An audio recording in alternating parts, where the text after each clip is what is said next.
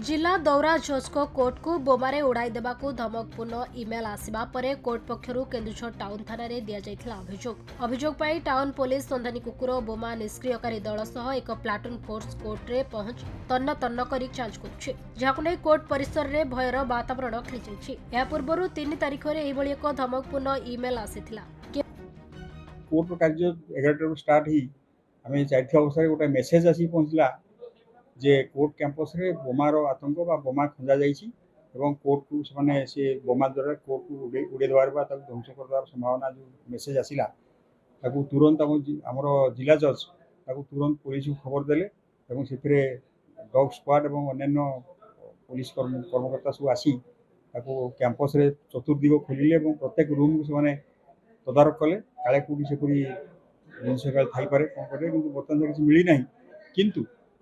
यहीपरी जो बारंबार आतंक सृष्टि करी नोटपाटन करा कहले कौ जगार सेपरी संवाद आसूची किए से पठाऊँगी बाहर करने दरकार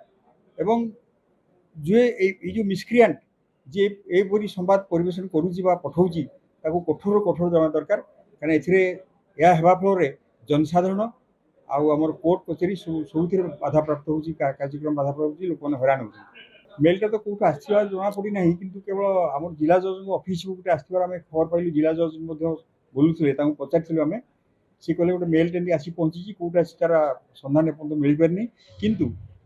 ऑफिस को सेपरी गोटे मेल आसवा कथा सी आमको कही तेणु से जो मेल जो आसी तार प्रकृत दोषी को बाहर करने आवश्यकता रही। केन्दुझरु मनोज घेसी रिपोर्ट खबर ओडिशा।